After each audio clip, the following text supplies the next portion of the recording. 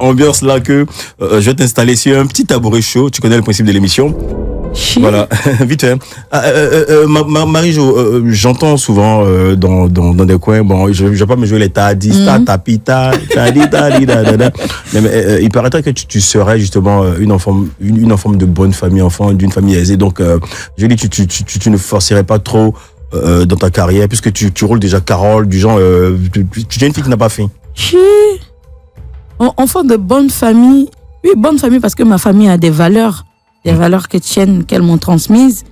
Mais je suis enfant de famille modeste. Il dit comment ils sont fiers. Il y a qu'un riche, il y a qu'un truc. Comment ils sont fiers. Non, peut-être que là-bas c'était le début. Ben, là maintenant c'est mon travail qui me donne ce que j'ai, c'est ma musique en fait. Donc je prends mon travail au sérieux. Ok. Donc c'est pour ça qu'il faut que ça se reflète un peu dans le sérieux dans mon truc là. Sinon à la maison, moi c'est ça qui vient. Ce n'est que le reflet de ton travail. Exactement. Tous ces résultats. Ok, Marie-Jo, tout le monde est témoin justement du talent que tu as. Mais qu'est-ce qui coince la percée, je dis nationale? Là, tu as une visibilité, c'est clair, la percée nationale et même au-delà, internationale. Et à quand une salle, ne serait-ce qu'une salle de 500 places, ou un showcase, ou un live, ou un palais de la culture de Marie-Jo? C'est quoi le souci avec ce talent-là qui est là? C'est quoi le souci? Structuration, management, production, c'est quoi le problème en fait? Ou bien indisponibilité, ou tu te plais dans ton petit système-là? Ok. Bon, ta question a plusieurs volets. Très bien. Le premier volet, je dirais, tu sais, le succès ou bien la portée internationale, la renommée exactement, tout ça, la renommée ne se mesure pas en fait sur une échelle, tu vois. Moi, je dirais que le temps de Dieu est le meilleur. Les choses qui prennent du temps à se mettre en place durent dans le temps. De la Marie-Jo qui a sorti Laisse parler en 2021 à maintenant, il y a un grand pas. Déjà. Et donc, je profite de ce grand pas-là pour encore accroître cette notoriété. Et tout ce que les gens entendent, il y a un truc. C'est Dieu qui donne ce truc-là. Donc, quand ça a sonné, nous tous on sait que ça a sonné pour l'instant, je ne me presse pas, je continue de proposer ce que j'ai à proposer, rester constante dans mon travail. Cette année, c'était l'année de tout ce qui est spectacle. J'allais faire moins de temps au studio, sortir mon album, tout ça, et puis faire des dates. Mais le truc, c'est que les deux arrangeurs qui sont encore sur le projet, qui doivent terminer les chansons, sont sur la tournée de Soprano.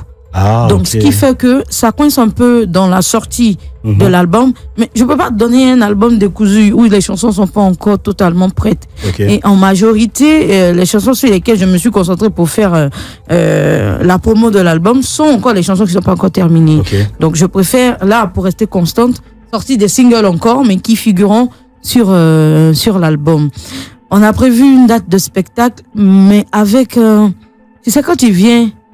Et puis tout le monde a sa date là. Il faut savoir soutenir les autres avant de pouvoir essayer de voir. Et il y a la période des élections. Donc on cherche le moment idéal pour essayer ne serait-ce que faire un petit spectacle. Mais c'est pour très bientôt. Une petite date, même si c'est à 200, 300 personnes, mais au moins et avec tout ce qui a été déjà fait, proposer le truc. Sinon, voilà, on compte sur Dieu, puis on évolue, quoi. Est-ce que tu es fatigué d'être comparé à X ou à Y dans le milieu? Non, tu sais, quand on compare à X ou Y, que ce soit des personnes, c'est pas de la prétention, que ce soit des personnes en dessous ou au-dessous de toi, ça veut dire qu'on t'a remarqué. Déjà, ça veut dire qu'on sait que tu existes. Donc, quand on me compare, voilà, c'est toujours un point de plus, quoi, parce que tout le monde va dire, on dirait que c'est ça, parce qu'on t'a entendu, ouais. Ok, c'était tout, oui, Ricky. Oui, on dit que t'as le même thème vocal que Libyanka. Libyanka? Bon, je sais pas, mais je suis bonne interprète, en fait. Donc, souvent, tu peux pouvoir, c'est pas de la prétention, merci, mais souvent, tu peux reconnaître, comme souvent d'autres me disent, il y a des gens qui m'ont dit, quand tu chantes, on a l'impression que c'est Reine Pélagie en jeune, tu vois, mais tu retrouves beaucoup de... Parce qu'on a puisé de différentes vibes pour faire notre vibe à nous. D'accord. Donc, naturellement... À quand des collaborations à l'international? Tout à l'heure, tu as dit que tes arrangeurs sont sur le projet de Soprano. La tournée de Soprano. De Soprano. La collection, c'est comment? À l'international?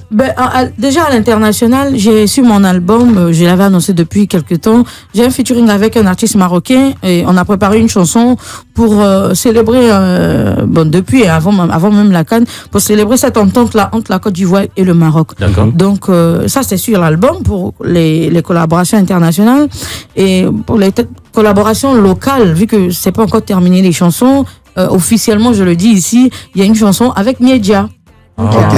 Miedia, donc on essaie de proposer un peu les choses. On a lancé des trucs, mais on attend qu'ils répondent le temps que les arrangeurs terminent le truc, voilà. Et puis après, tu es tout le temps en français, donc normalement, l'ouverture de ce côté-là devrait être rapide, les gars. Ça va se faire naturellement.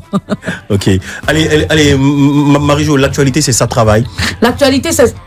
Rappelons que sa travail n'est pas encore disponible sur les plateformes. Ah ouais? Pas du tout. C'est vraiment l'exclusivité. Ah, grand chose.